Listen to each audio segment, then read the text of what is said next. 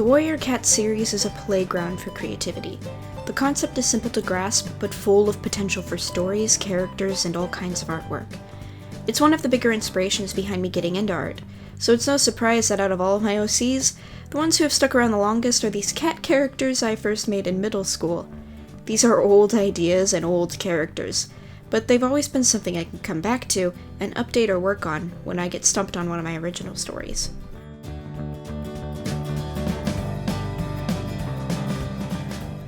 The idea for these guys came from one of those Aaron Hunter Q&As, where I recall one of the authors saying that the clans are a lot bigger than the allegiances show. I could be remembering it wrong, so don't quote me on that, but this got me thinking about the smaller stories that could be going on behind all the big battles and prophecy fulfillment. I decided to write a fanfic taking place during the Darkest Hour, in RiverClan when Tigerstar took over, starring some characters so far in the background that they don't exist.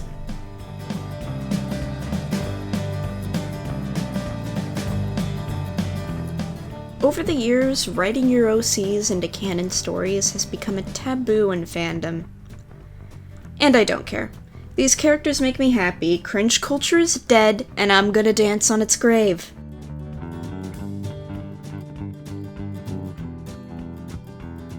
Lavender was born in Two Lake Place, under BloodClan's control. As per the rules, when Lavender and her littermates were old enough to fend for themselves, her family split apart. The young she-cat hated this.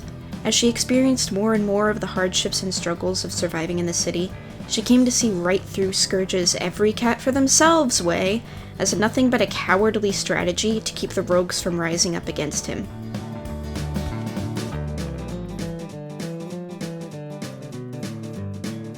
It started out small, feeding a sick cat here, defending an elder there, until Lavender became somewhat of a nuisance for BloodClan.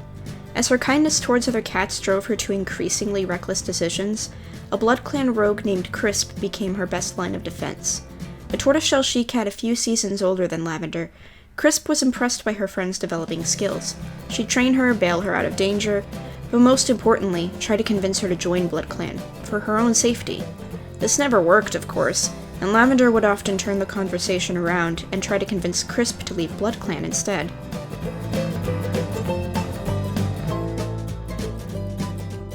Eventually, Lavender's soft heart got her into a situation too deadly for even Crisp to save her from, and she was driven out of Two Lake Place for good. She jumped into a river to escape and washed up on RiverClan territory. She was rescued by a patrol and immediately fell in love with clan life. All these cats living together and caring for each other, it was everything she had ever wanted. She practically begged Leopardstar to let her stay and prove herself. The leader allowed it, figuring this rogue would run off in a day or two, but Lavender persisted.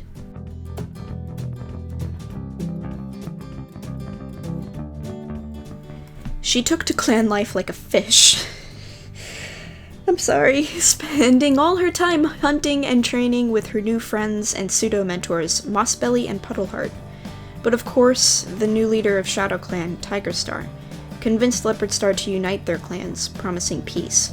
Tiger Clan was anything but harmonious, and Lavender felt helpless watching the clan she had begun to call home crumble under an all-too-familiar kind of tyrant.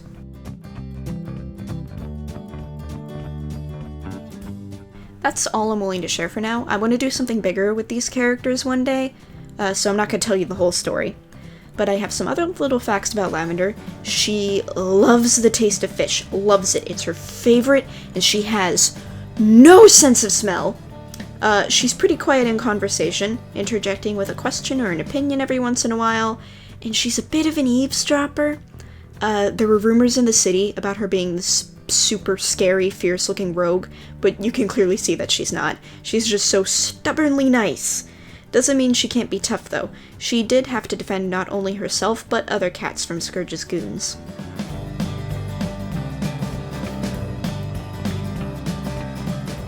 And now I guess it's time to say all that weird YouTube stuff. If you liked watching me draw and ramble about my cat character, then click the like button. I'm going to be doing speed paints like this for all the characters in this story, so if you want to see those too, click subscribe and the bell icon. Does anyone ever feel gross saying this stuff? I don't know. Thank you so much for watching this far. Bye.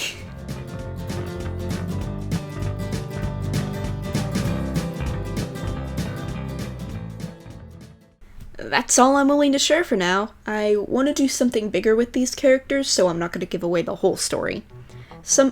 Who the heck? No, heck you! Don't...